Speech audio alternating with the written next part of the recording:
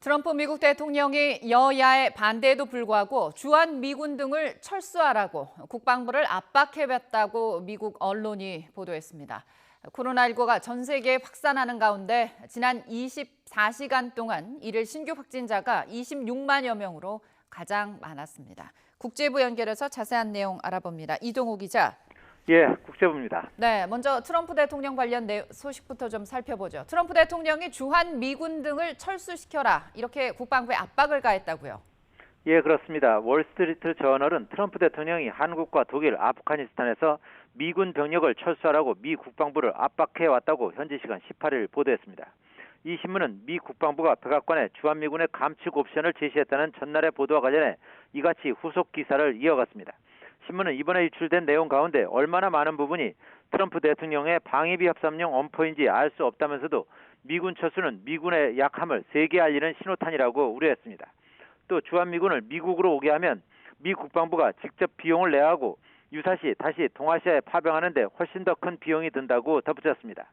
이와 관련해 미 국방부는 언론의 즉답을 피한 채 미군 재배치 문제는 일상적으로 검토하는 일이라는 취지로 답변했습니다.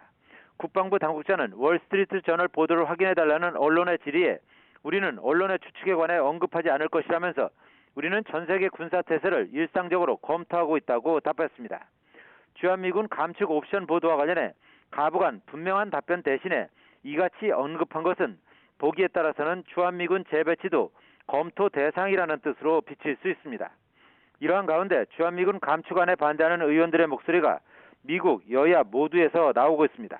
특히 여당인 공화당의 마크 그린 하원 의원은 중국과 맞서는 데 있어서 한국의 파트너십에 감사해야 한다며 우리는 그들이 필요하고 한국도 우리가 필요하다고 강조했습니다. 미군 감축 반대 목소리는 여론조사에서도 높은 것으로 나타나고 있습니다. 미국 웨스턴 켄터키 대학 산하연구소의 조사 결과를 보면 주한미군 철수와 관련해 응답자의 43%가 반대, 27%가 찬성, 30%는 반대도 찬성도 하지 않는 것으로 나타났습니다.